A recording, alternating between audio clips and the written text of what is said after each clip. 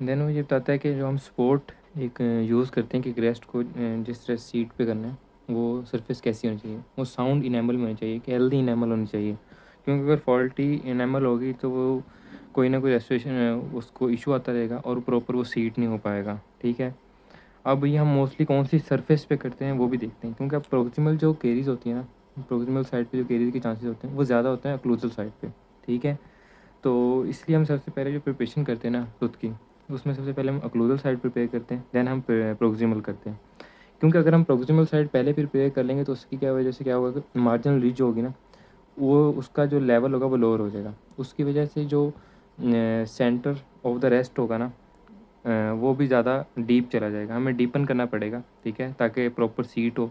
ठीक है, उसकी वजह से हम ज़्यादा टूथ को रिमूव करेंगे, उसकी वजह से ज़्यादा टूथ लॉस हो जाएगा। ठीक है, तो ये एक हमें एक वो होता है कि पहले आपने अक्लूजल साइड को प्रिपेयर करना है, देन आपने प्रोक्सिमल साइड की तरफ जाना है।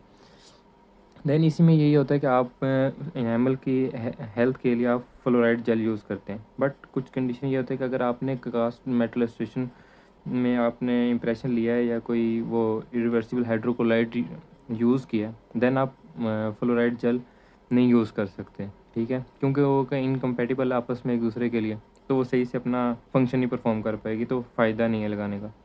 ठीक है, तो फ्लोराइड जेल हमने बेसिकली यूज़ करनी होती है ताकि जो हमें एक साउंड इनेबल, एक हेल्दी इनेबल हम हमारे पास रहे। ठीक है, देन इसी तरह के अगर हम कोई रेस्ट्रिक्शन है, ठीक है, तो उसके अंदर क्या सीन होगा, अगर हमने एक रेस्ट्रिक्शन के ऊपर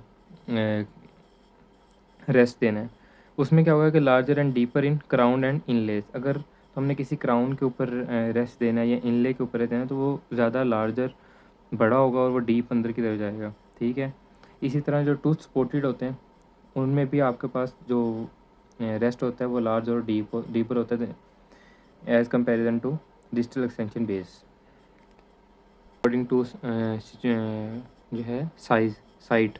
ठीक है, कि आप कहाँ कहाँ पे दे सकते हैं, मतलब जो मोस्टली हम रेस्ट देते हैं वो प्री मोलर या मोलर्स पर देते हैं। ठीक है, उसकी जो प्रेफरेबल साइट है वो कौन सी है, प्री मोलर या मोलर। बट कुछ कंडीशन में जब हमारे पास कोई मोलर मिसिंग है या कुछ भी इशू है, ठीक है, जिसकी वजह से हम उसके ऊपर रेस्ट नहीं देंगे क्योंकि वो उसको सपोर्ट नहीं कर पाएगा, तब हम क्या करते हैं, किनाइन को प्रेफर करते हैं। मतलब अगर हमें एंटीरियर्स पे किसी पे रेस्ट देना है तो हम इंसाइजर की बजाय किनाइन पे रेस्ट प्रेफर करेंगे। अब और हम इसमें भी आगे प्रेफरेंस करते हैं लिंगुअल साइड पे। ठीक है, लिंगुअल रेस्ट हम प्रेफर करते हैं, उसकी दो वजह हैं। एक तो वो एस्थेटिक, ठीक है, तो जो आपका जो वो मेटल है या कोई वो जो भी पार्ट है वो विजिबल नहीं होगा। ठीक है, और दूसरा ये कि वो closer to the horizontal axis हो जाएगा, मेनली जो टिपिंग एक्सिस होता है, तो जो आपकी टिपिंग होगी ना टूथ की वो नहीं होगी। ठीक है, तो ये भी एक फ़ायदा है। अब हमने जब भी कोई रेस्ट वगैरह देना होता है एंटीरियर्स में, तो हम सारे कुछ चीज़ें मेजर करते हैं कि उसकी रूट लेंथ कितनी है, उसकी रूट की फॉर्म कैसी है, इंक्लाइंड है, ठीक है, स्ट्रेट है, कौन शेप है, कौन तो मतलब क्या है। ठीक है, फिर इंक्लिनेशन ऑफ टूथ क्या है। ठीक है, जो आउटसाइड हमें क्राउन नज़र आ रहा है वो टिल्ट तो नहीं है। ठीक है, मीजली डिस्टली बक्को लिंगुली किसी तरह टिल्ट तो नहीं है। ठीक है, और फिर कितने क्राउन टू रूट रेशियो भी हम देखते हैं कि हमने रेस्ट किस तरह देना है, कि अगर उसकी रूट काफ़ी लेंथी है तो ये फेवरेबल है, बट अगर शॉर्ट रूट है तो ऑब्वियसली वो ऑर्थोडोंटिक मूवमेंट करवा देगा क्योंकि वो स्पोर्ट नहीं ज़्यादा होगी।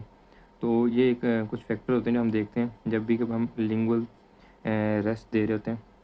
अब लिंगुअल रेस्ट देने के दो दो तरीके हैं। ठीक है, अब ये जो दांत है हमारे पास इस तरह, ठीक है, इसके अंदर हम वी शेप एक दे देंगे। ठीक है, दो तरीक़ों से हम ये तो रेस्ट दे सकते हैं। एक वी शेप देंगे, कट देंगे, ठीक है, जिसका एपेक्स जो होगा वो इंसाइजली होगा। ठीक है, और फ्लोर आपका सिंगुलम की तरफ होगा। ठीक है, फ्लोर आपका सिंगुलम की तरफ होगा, या फिर आप क्या कर सकते हैं कि जो कास्ट रेस्ट्रेशन के थ्रू भी आप लिंगुअल रेस्ट दे सकते हैं।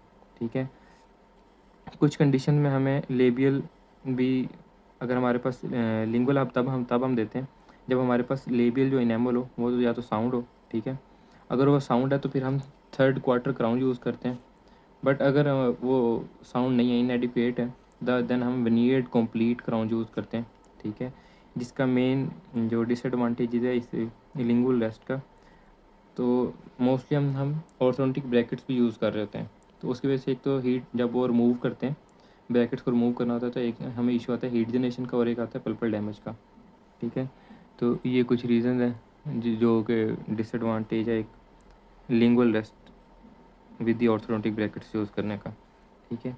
देन आपके पास कुछ आते हैं इनेमल इंसाइजर इंसाइजर रेस्ट, जो कि मोस्टली हम इंटीरियर्स पे सेंट्रल इंसाइजर्स पे मोस्टली देते हैं, ठीक है। ये एज इनडायरेक्ट रिटेनर के तौर पे भी काम कर रहे होते हैं। और मोस्टली हम जो इंसाइजल रेस्ट देते हैं वो मैंडिबुलर केनाइन पे देते हैं, ठीक है। ये बेस्ट होता है आपके पास। और इंसाइजल में हमारे पास ये हम फिर दो चीज़ें देखते हैं कि हमारे पास इनेमल साउंड है, ठीक है। अगर नहीं साउंड तो फिर हम कास्ट रेस्टोरेशन हमारे पास होती है, इंडिकेटेड होती है। फिर इसी की उसने विड्थ बताई है कि 2.5 mm इसकी विड्थ होगी और 1.5 mm डीप होगा। मतलब ये एक टूथ है तो इसकी जो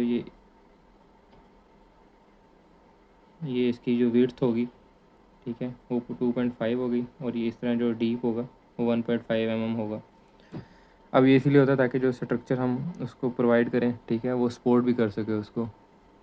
तो ये होता है, कुछ फैक्टर्स होते हैं जो कि हमें हेल्पफुल होते हैं कि जो हमें इंसाइजर्स की तरह इंसाइजर रेस्ट के लिए प्रोवाइड होते हैं।